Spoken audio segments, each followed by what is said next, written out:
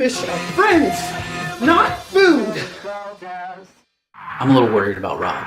Yes, it's happening. Ever since we tried to summon Cthulhu, he hasn't been the same. I'm growing gills. My transformation into a deep one has finally begun. Rob, we don't see any gills. It's these kids getting involved or stuff causes them to go crazy. I think I feel the webbing starting to grow between my fingers.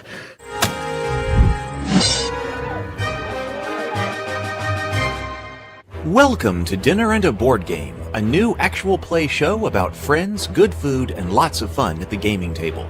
We're your hosts, Megan and Heath. Each night, I'll invite the gaming group over to my house to cook dinner, sample drinks, and play a board game on one of our customized board game boards. Dinner and a Board Game is an actual play show where you'll be able to watch the game from start to finish with gameplay dashboards and graphics that help track the turns and allow everyone to follow the game's action. We'll play games like Zombicide, Black Plague, Descent, Journeys in the Dark, Small World, Unearth, and Terraforming Mars. We'll even be joined by special guests such as Lou Anders, J.F. Lewis, and cosmic horror artist David LaRocca. The show is free to watch on YouTube. Just come by my channel, Heath Robinson, and be sure to subscribe. Click Watch Now to start the first episode and join us for fun-filled evenings of Dinner and a Board Game. Away,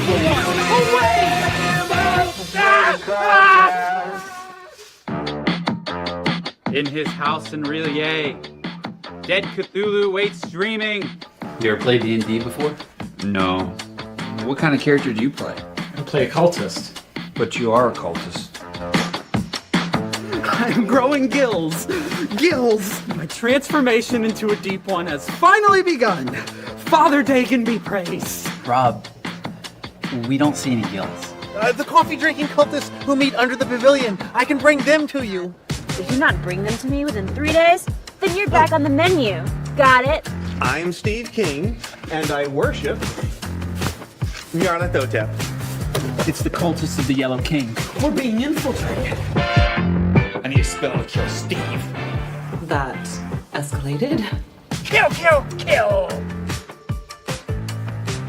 What happens? They'll fall fast asleep, and I'll take them to the cult of Shub. Were you trying to slip us a Mickey? As soon as I learn this spell, you are done for. It's like Twilight, but with a fish. Hello, everyone. Good evening. I love the music that we have for both of those cultist trailers. They work so well, I think. This is kind of a special live stream that we decided to put together here. I am joined by Brianna de Silva. She is the co-writer and the director of The Cultists, because we're going to do a bit of behind-the-scenes commentary for episodes 1 and 2 of season 2. Thank you for letting me know, Les Ben, that all the audio and video is good. That helps me out. Because we were on a live stream Friday night, and we did kind of like an impromptu director and producer's commentary on episode 3, which was just released. But we didn't get to do that for episodes 1 and 2, and so we decided that we really should do that. And of course, there is other producer and director's commentary on the channel in individual videos that I've been releasing already, especially for season 1. But this seems like a pretty good way to do it for season 2. Yeah, doing it differently, a little bit more casual and out of order. And out of order, but also in an interactive way too. So if you have questions about what the show is, or how we did something, or why we thought of something, or something like that, we can bring it up here on the screen. All right. So we want to start with episode 1. We're going to do episode 1 and 2 of season 2 here. Let's do it. All right. Again, Dice Tray link. If you're here, just putting that again in the comments. That's where you need to go. All right. Let's bring up 1.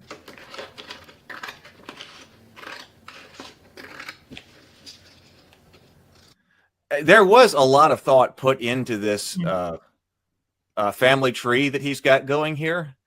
And unfortunately, you can't end up seeing a whole lot of it. There's some fun details that it's like written, but it's kind of out of focus right now. Yeah. So if you go through it and you try to look at what Rob is doing with his family tree, there's some details and jokes and things like that. Also, because like his family tree is really screwed up. I don't know where you can see it, but like he's got multiple lines going to different people and things like that. Things that don't make any sense.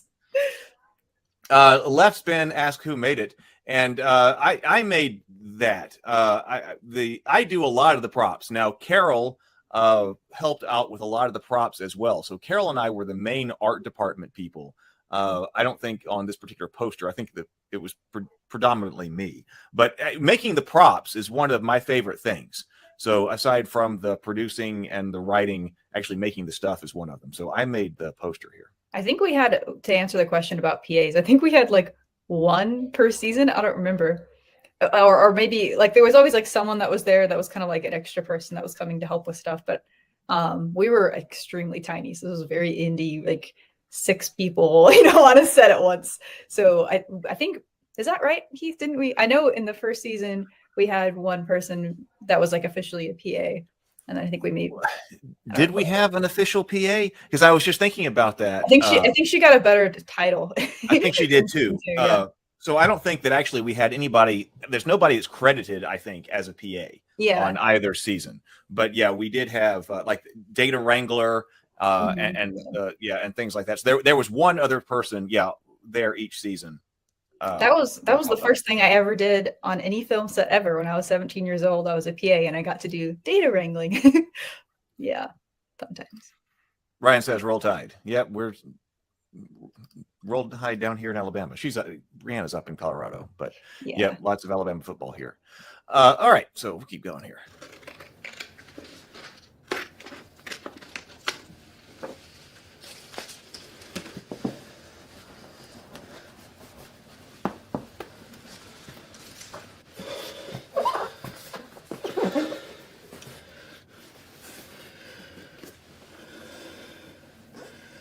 Grandmother.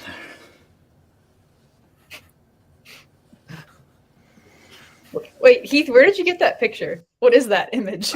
What is that? Somebody, isn't it like the creature from the Black Lagoon or something like that? Somebody's going to correct me in the comments, because I was just looking for some kind of swamp monster or something that looked like a deep one. I think people should recognize it because it's from some movie. So the great in-universe implication there is that he found that image from that movie and was like, that's what my grandmother looks like. Must look like now. Yeah. He's very much like, this character is very much his sense of what is fiction and what isn't is clearly not super solid. And that, of course, is getting a lot worse in this season.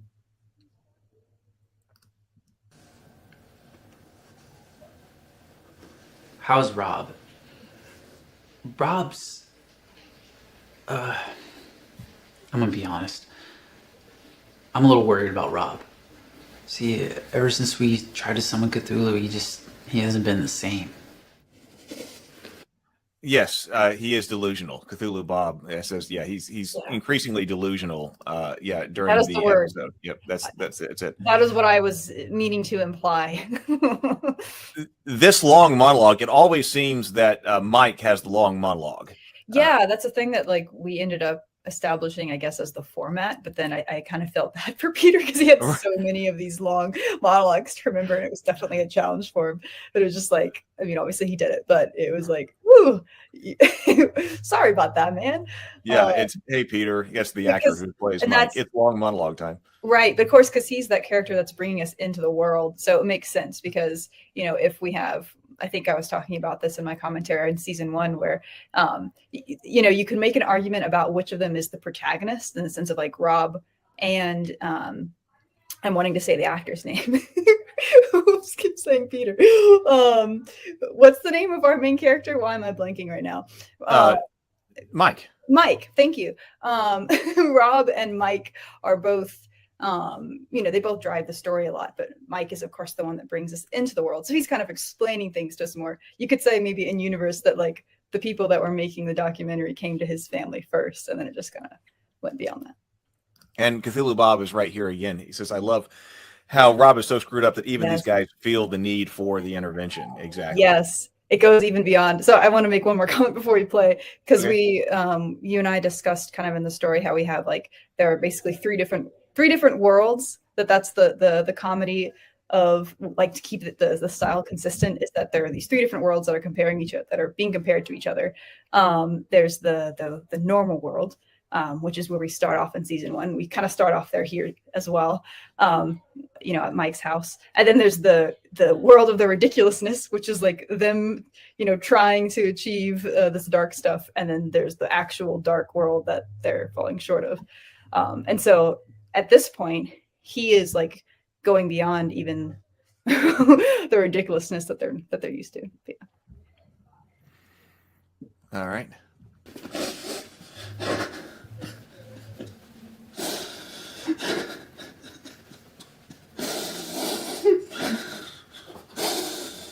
I mean, I get it. Cthulhu didn't appear, and the cults of the Yellow King, they're still out there, and that's a lot to deal with. I mean, I'm dealing with it too. It's just, with Rob, it's something else. I just don't know what. So, my parents are out of the house today. All one take. And I invited the guys over for a little D&D. It's been a while since we've rolled the dice together, and I thought it would help take Rob's mind off of things. I think we all need that right now.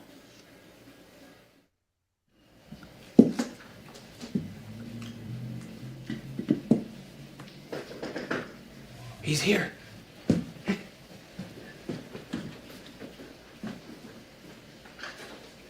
Hey, Rob. How's it going, dude? Now, if you're looking at the D&D table, you should see a few different things on the table, because that screen is the Miskatonic Lower Library GM screen. And I might have one of these over here, because Heath's office is just filled with all sorts of little curiosities. I've got one over here. well, I'm not exactly sure. I should have had it. But the Miskatonic Lower Library GM screen is the combat screen that I made. I wrote all the stuff on the inside of it, and David did all of the art. So that GM screen is available over on infiniteblack.net or .com now. So it's one of the screens that we made. So that's kind of moving into the universe. That dice bottle, you can see that I make that here on this channel someplace. And then also there are Enchantress miniatures, which Enchantress is the board game I'm giving away this Friday on the live stream. So if you look down there at stuff at the table, yeah, you probably see that because it kind of came from my gaming collection. Yeah. I don't know that I have. That would be a good thing to give away. I don't know if I have an extra one to give away, but I could probably get one because I'm not with Infinite Black anymore. But I could probably still get one. But that's a good idea. I was just gonna say that, like, because we all had multiple roles, Heath was basically like doing set dressing as well. So a lot of details like that's Heath's work. Yeah, I remember actually this was a day that I had to drive back to my house because this was up in Birmingham. I remember I wasn't actually on set at this moment during this shooting because there was something that there was some type of emergency situation that we didn't have that I had to drive all the way back to my house. Might have been someone's costume or something. An hour away. It could have been, but because I remember, I don't remember what it was, but I remember there being an emergency.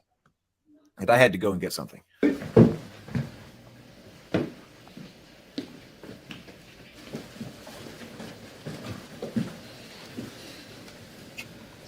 That was his addition there.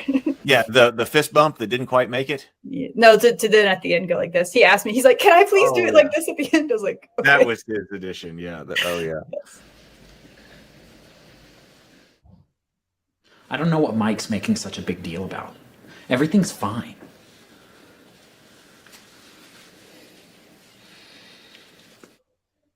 So, Ben, you ever played D&D before? No. Oh, don't worry, dude. It's easy. Now, this right here is one we didn't bring in the hula dancer in the background. Talk about set dressing. Yeah, that was something that was actually in the house because this is an Airbnb that we rented in order to use this as Mike's house. That ended up being the best thing to do because there wasn't any other way for us to really get a house. And so there were all kinds of odd things like this in the house, like a large toothbrush. Like Mom walks by at the stairs, I think in season 1, by like a gigantic toothbrush that's leaning up against the wall. But this like hula dancer with the ukulele or whatever it is with the lei, that must be something the dad has. And it was just kind of neat. And so it stayed in the background for both season 1 and season 2. Yeah, one of the things that people always say, that especially when you're filming on a budget, like the best thing you can do is to find a house that already has character and personality, and then you don't have to do a lot of set dressing. We definitely stumbled upon something like that here. We walked in here, we're like, this is good. This is good. We'll take it. Yeah. What kind of character do you play? I play a cultist. But you are a cultist. It's all cultist all the time. You should know this. So do I get to cast spells? Yes, you're a wizard. I am? Yes. And that becomes an extremely significant point in the plot for the rest of the show. The fact that he takes him way too literally. Right. I don't want to spoil anything because we're still going through season 2, but we already talked about in our commentary, which was for episode 3, but we already talked about this idea that Ben takes his cue for reality from Rob. That whatever Rob says, like we were talking about the gills in episode 3, but here, Rob, the guy he worships and idolizes, says that he is delusional. Who happens to be delusional, but says that, hey, you're a wizard and you can cast spells, and here are the ones that you can cast. So he just goes right along with that in his world. Yep. Oh, all right. Rob says it, then it must be true. You get to cast any of these spells here. Wow. You're sitting alone in a boat in the middle of the dark blue water. It's cold, and the moonless night is very dark. Do we still have that ale with us? Yes. You still have that cask of ale from that ship you salvaged. Cool. I get drunk. I attack the darkness. Oh, You wanna comment on this whoa! reference? Why didn't I think of that? I'm sorry? Do you want to comment on this reference? Should we assume that people know what it is? Or Well, I hope people know what it is, but But it's from... it was before my time. So because you first wrote those lines and I didn't get the reference, you had to tell me what it was. Yeah, that's from the comedy sketch by the Dead Alewives, and that was originally a radio sketch, but you can find it. People put all kinds of like video to it, or some kind of live action stuff.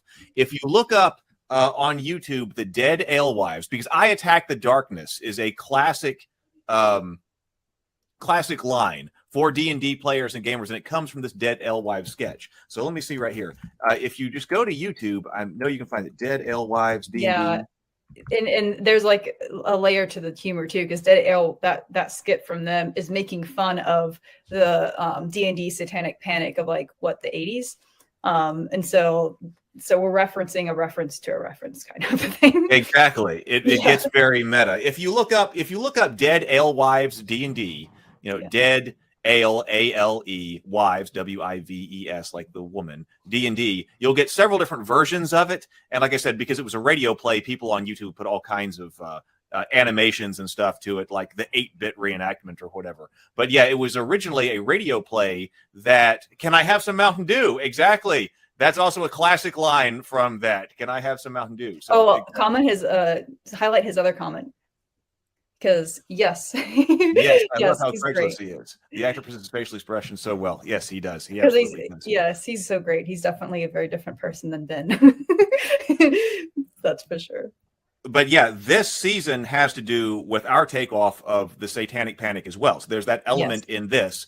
That Dead Alewives skit was itself a parody of the Satanic Panic, because it starts off very serious about we're about to go and see actually what a game of Dungeons and Dragons is. And then, of course, when you get to the game, it's just absolutely ridiculous. And so, yes, it's references and meta references between that and this and the Satanic Panic. Yes, exactly.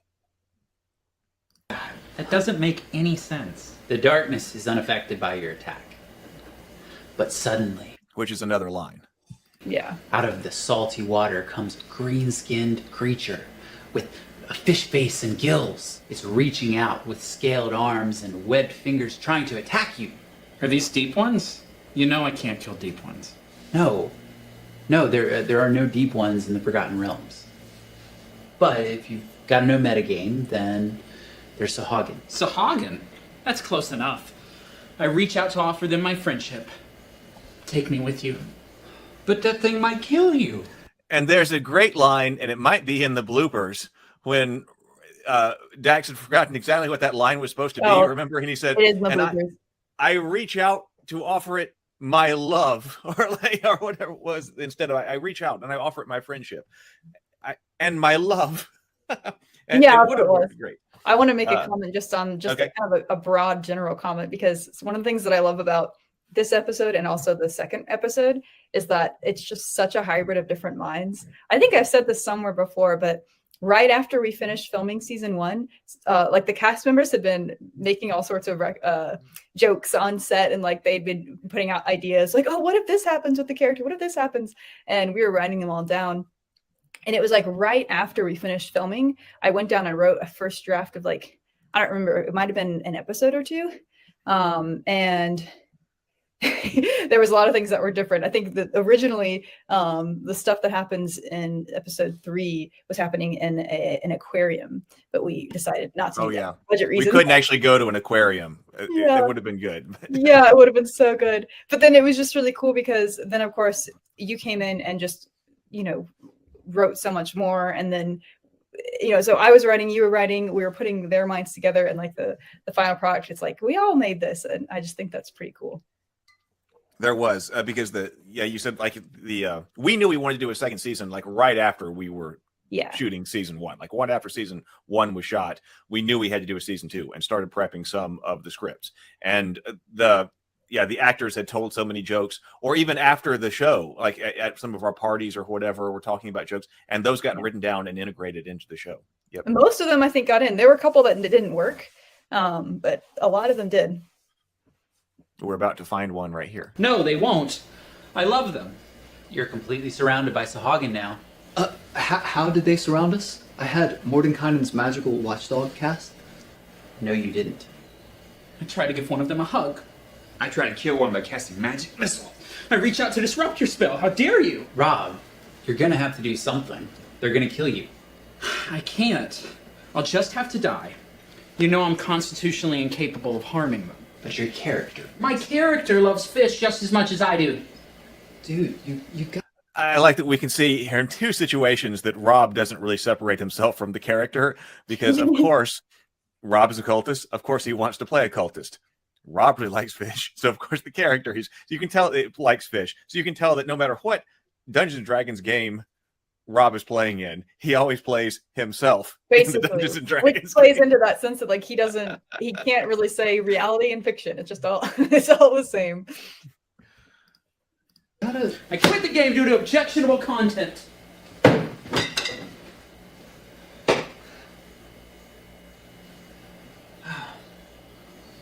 All right, guys. We're gonna have to bring out the heavy artillery. You don't mean... I do. I did cheer him up last summer when he got rejected by that lifeguard. Hey, Rob. And see, a couple of times the line got said during that did cheer him up a couple of times when he got turned on by that lifeguard, and which was not what we were trying to get across. That would be something different. That would be a different kind of story when, that summer when he was turned down versus turned on. Turned on by the lifeguard, right? Yes, very different stories. But yeah, both may have happened. What? You got your favorite movie here. Really? Yeah, buddy. Wanna watch? Yes. It's true. The Shape of Water is my favorite movie. I don't remember when we came up with the idea that was Rob's favorite movie, but I think it was after shooting some of season 1 with the cast. I want to say that was an idea that came up. Yeah, it may have been Skies. It's like Twilight, but with a fish.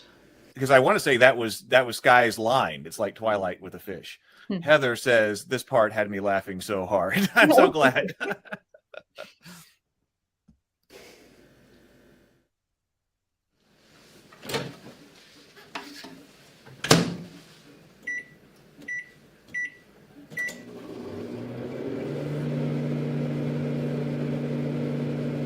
Hey, watch this.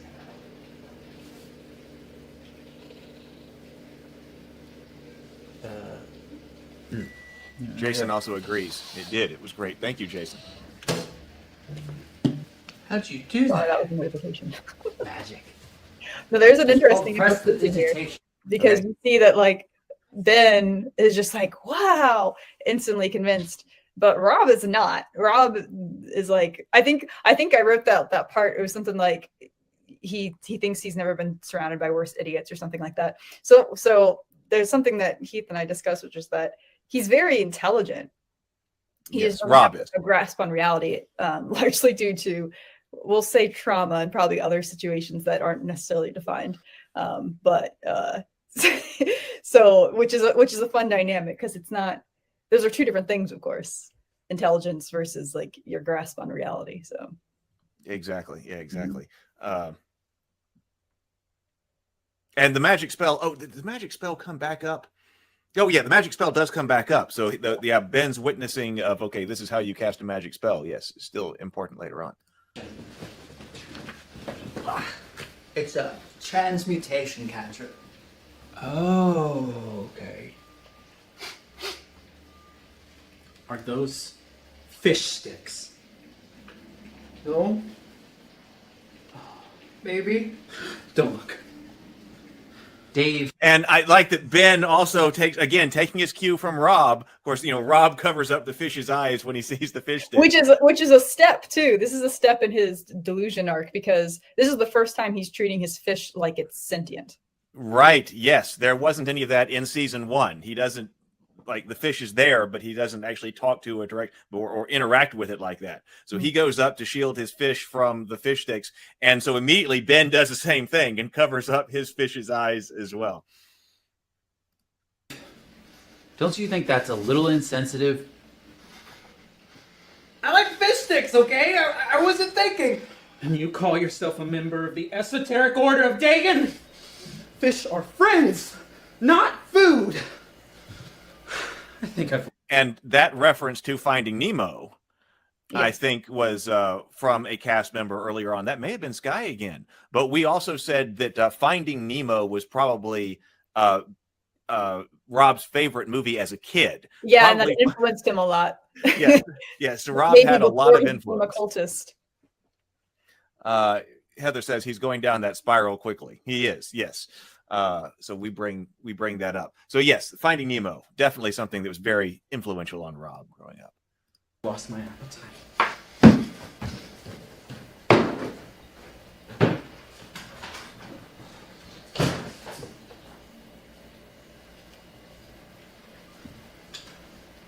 You still watch it? Well, that didn't go as planned. Next time, I'm going to try a Sahagin-free intervention. Okay.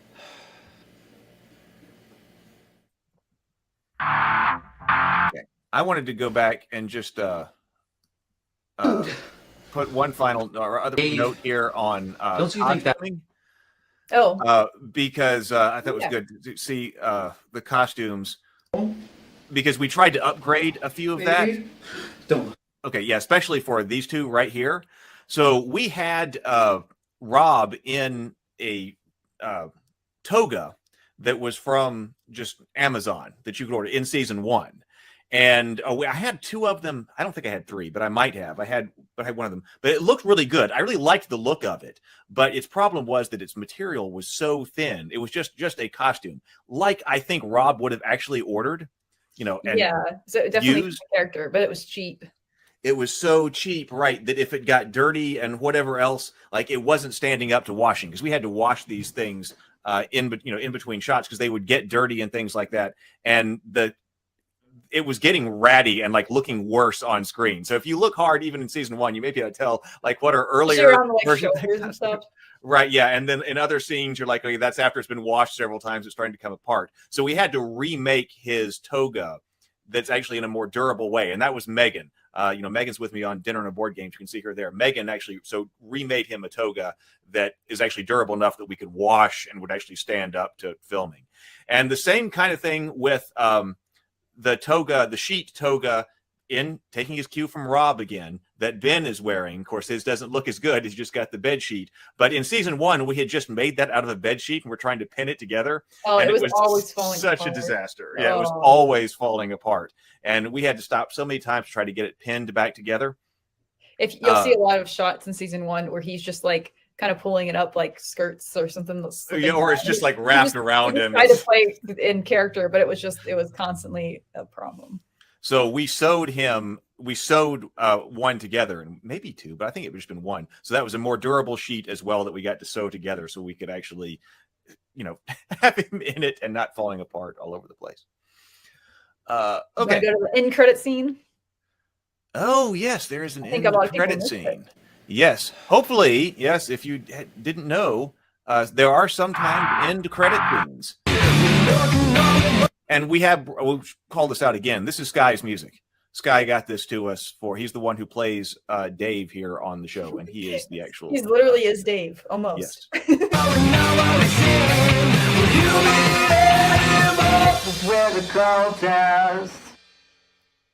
I did it. I finally did it. I joined a cult. My wife said she wouldn't have it, so I left her. Best decision I ever made.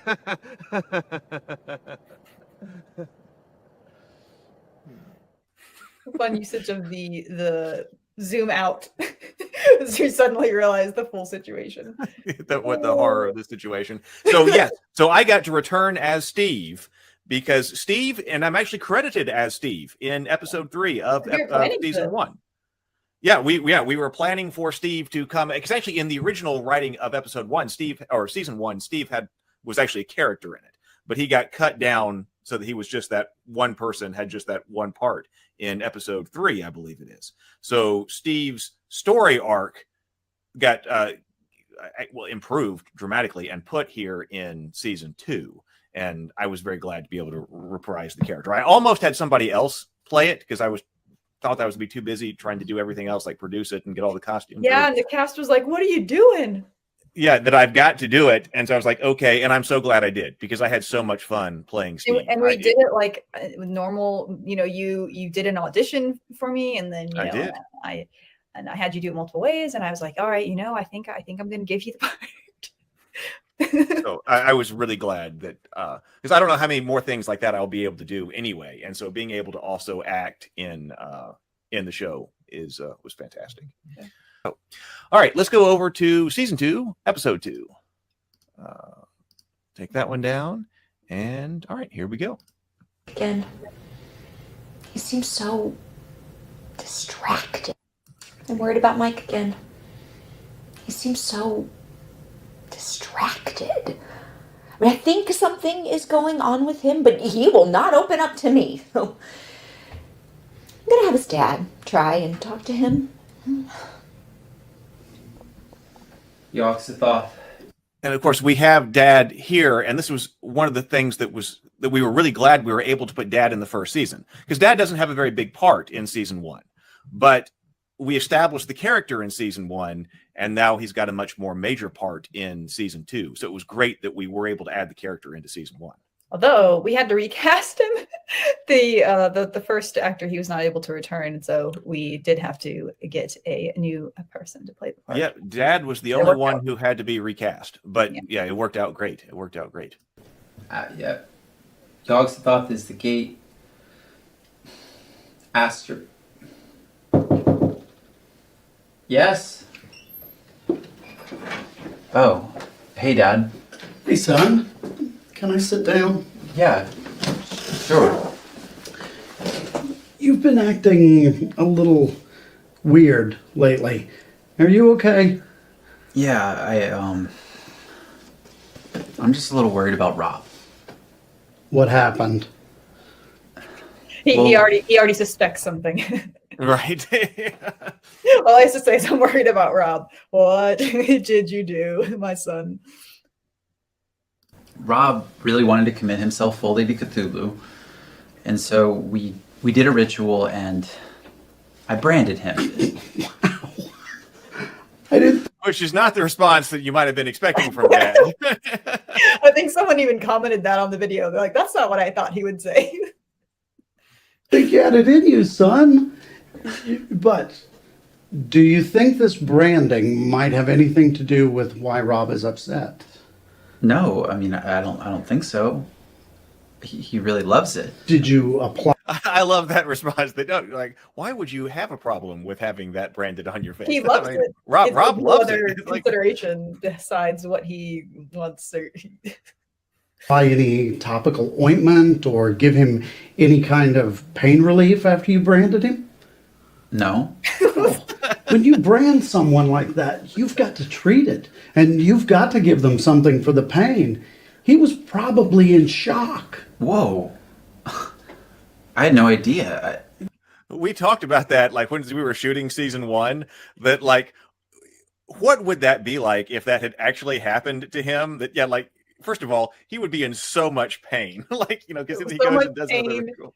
And then like just walking through, we wanted to have some like him walking through, interacting with society more, which we'll get to in a minute. But again, budgetary constraints. I really wanted him to be like walking through a street or something, and people are like, "What the?" Heck?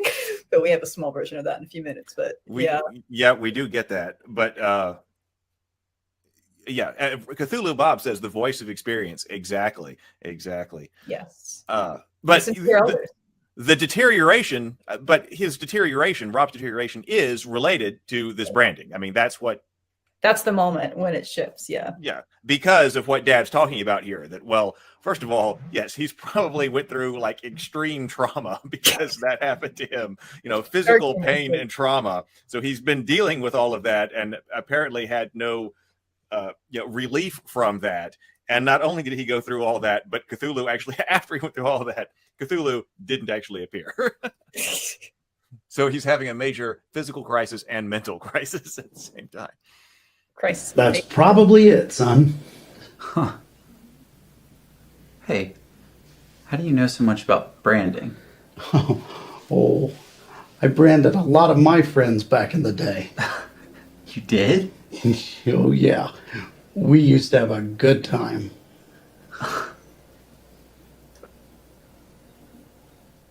And you look at your dad in a new light after that. So ridiculous. It's like this moment of like, you know, bonding between a father and son. If you just pretend to not will hear what they're saying, it seems like a normal conversation until you hear what they're saying and you're like, wait, what the hell? I really need to do something for Rob after what happened. So, we're going to the lake.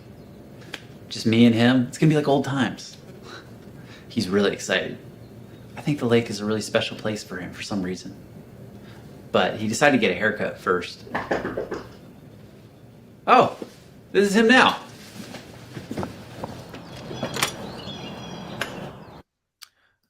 We got a question here. Cypop asks, was this scene at all influenced by the scene with Eugene Levy in American Pie? Different, but picking up some vibes. That's interesting. I would say no. I hadn't thought about that at all. That any comparisons were unintentional. Yeah, but yeah, I think you're right that there is a scene where the dad comes in to try to talk to the son, and that ends up connecting with him on the bizarre level, you know, and that too. So I know nothing in that was intentional, but that's interesting. What's wrong? We have to cancel our plans, Mike. I can't go to the lake like this. Like what? Oh, if it's the brand you're worried about, then I can just get a scarf or something. No, the hair, Mike. The hair. They completely ruined it. You actually got a haircut? Kind of looks the same. Same, Mike. Are you delusional? The bangs, the sides, they got it all wrong. What were they thinking? What was that? Are you delusional? So you've got some, what's the word? You know, putting it on someone else. Why can I not remember that? I can't think of the word either. I just don't you're projecting. You're projecting. Exactly. Thank you. Yes. Think of me. Who's they? Creatures of the sea. Look, they are not going to notice, okay? I promise. Are you sure? Come on now. You were so excited about going to the lake. Remember? Let's not let a bad haircut ruin a good day. All right.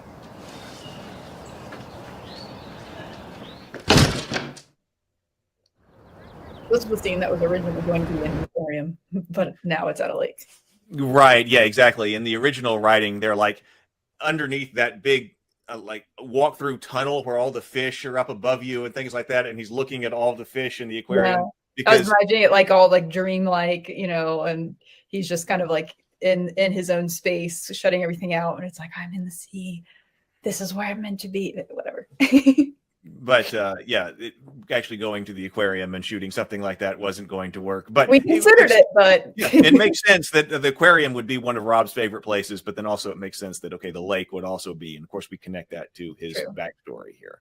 And it actually, when I was thinking about that scene in the aquarium, I was thinking a lot about Star Trek 4. The Voyage Home, when Kirk and Spock go to an aquarium. So you could see that they could be set up a lot like that, but we didn't get to make that reference. Yeah, that would have been like if we had a lot of budget, we could do whatever we wanted. That was like our dream. Like if we were to make this again, that's what we would do. Because we were actually even thought that like with the mirror of Spock going into the whale tank, yeah, it would have been great to have like Mike having lost Rob. Where's Rob? What happened to him? I can't find him. And then all of a sudden behind him in the aquarium, Rob is swimming down to go and see a fish or something from the aquarium.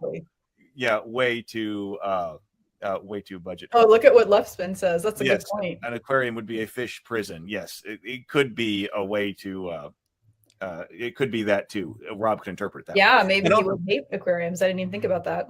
Somebody else asked me in one of the comments when Rob says fish are friends, not food, he was like, what do they think the deep ones eat? So, the deep ones might actually eat fish, and then, That's too much reason. Don't tell Rob that. It's too much reason on Rob, yeah. They're looking at me, Mike. Oh, and it was so windy and cold. This was we had generally good weather for Cultists season 2, but this one, God, it was so windy at this lake when we were trying to play. So a lot of this ended up having to be ADR. Don't pay any attention to that. You promised. Look, I know it's a bad haircut, okay? You don't have to be so weird about it. Rob, let's go over here. There's really fascinating fish over here.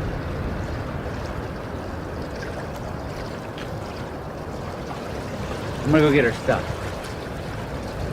I'll be right back.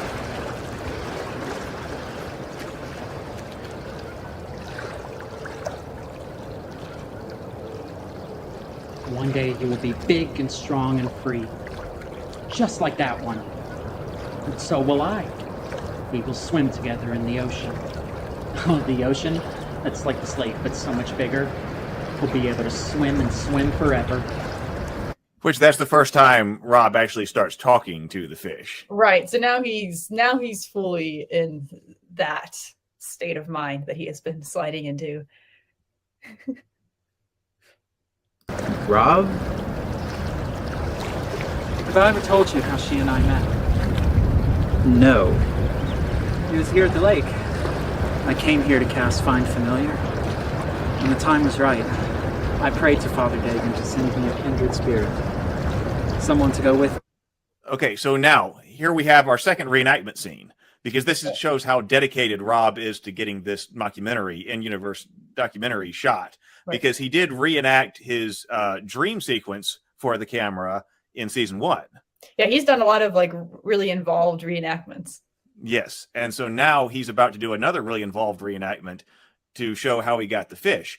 And we had the discussion here because it's a reenactment, so that's why he's got the brand on his face, because he would still have the brand even if he was going to reenact it, even though he would not have actually had the brand. In theory, if this actually happened, which it's, this is what Rob says happened, but assuming that that did happen, he of course wouldn't have had the brand because that was a while ago. Right. This is Rob's. Yes, what Rob says happened anyway. Right. And it also did help us out that we didn't have to remove the brand, because the brand makeup was, a big deal. So we got the brand put on, and then he could do the reenactment scene here with the brand still on. On this journey. And then, from out of the depths, she came to me. Spell component. And I love the fish. The fish, I put that together. And of course, Rob in universe would also have gone to a lot of trouble to get that smiling fish with the eyelashes and the hearts for eyes and the big lips and the teeth. he would have to put that together. And I think it's funny that that's how Rob remembers this fish coming to him. And actually weighting that fish. Remember, you and I went out to the lake the day before, or it was a few days before, to practice, like look for the right site and to practice getting this fish bobbing the right way. Because I had to do a lot of It wasn't necessarily easy because yeah, to like get it to stay. Right, because it's actually it's got like a loop with a heavy wire through it to help pin it down where it's supposed to be in the lake, and then it also took a lot of weights to keep it from just floating completely up. And of course, we didn't want it to completely sink either, so we had to get it just right. Components weren't cheap. Charcoal, incense, herbs. But it was the best 10 gold pieces I... It almost floated away, I remember. Like a couple, at least once or twice, we had to like run into the lake to get it because it wasn't stuck down very well anyway. I know, the fish is leaving. Spent. I'll never forget that you left your home for me. And one day, I'll go back home with you. Rob, are you okay? Thank you for bringing us here today. It's just what we needed. You're a good friend, Mike. The very best. What would I do without you? The attempt to help made it worse. And he puts out, Cthulhu Bob says, I love how his incense is never lit. Yes.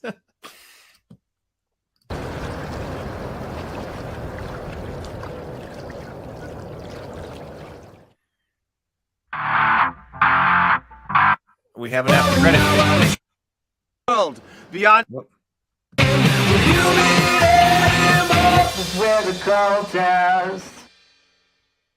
Oh, great Nyarlathotep, find me worthy to pass beyond the walls of this world, beyond Duat, the Lily Lake, and even the field of...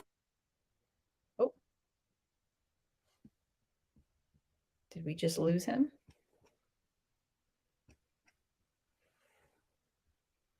I'm here. I'm here. I'm here. Sorry about that. Oh God. Sorry about that. I don't know what happened. All of a sudden, it threw me out of the studio. What were you saying about the... I was saying, I think that was the longest thing you had to... Your longest monologue. Not really a monologue. Yeah. I think it was. And that prayer that I'm giving right here is a prayer that I wrote as part of Journey to the Tree of Sorrows, a prayer to Nyarlathotep. So that was actually a callback to Journey to the Tree of Sorrows. So if you go to that YouTube channel, and there is a professionally narrated prayer called, and the video is called Prayer to Nyarlathotep. And you can go there and you can get the entire prayer because we had the backstory to that and everything that we created. And then also you can see that that right there, or you can't see my cursor, but the part of my ritual stuff is another one of the play mats that is put up that we created for Journey to the Tree of Sorrow. So there is the wall to Nyarlathotep that we used as part of my ritual stuff. Down and worship thee!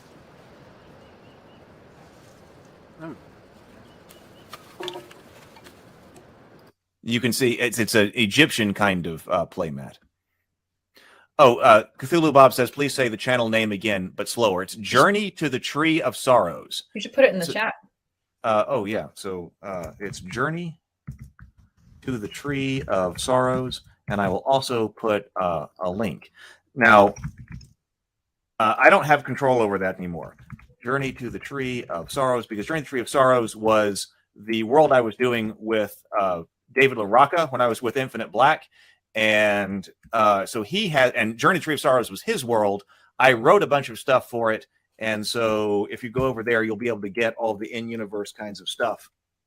But my worlds are Theophany and the Tales of Rabavania, which we're doing here on this channel. So there's a bunch of stuff written over there for it, but I don't have any control over it right now.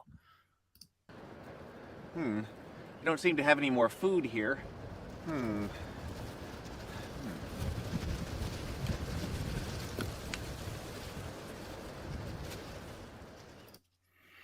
Cthulhu Bob is asking, are they one and done or serial? There were 2 stories over there. There are 2 full short stories that are about 30 minutes long, and those are single pieces. I mean, ideally they would all interconnect, but each one of those is standalone. And then all of the other videos are history and lore, and those are all standalone as well. So you get like some bit of history and lore on some different part of the Cthulhu mythos. thank you so much for being here, everybody. And thank you for being here too, Brianna. I've really enjoyed this. I really enjoy talking to everybody, and I really enjoy talking, well, with whoever's on with me, but also everybody in the comments. This is a lot of fun. I think that there's a lot more to come, and I think we're gonna do some really great things. I'm looking forward to it. I'm looking forward to seeing everybody a lot more, and maybe we'll do some more live streams more during the week as well. Left Spin, thank you for doing this. You're very welcome. I'm glad you enjoyed it. I'm very glad people are enjoying this.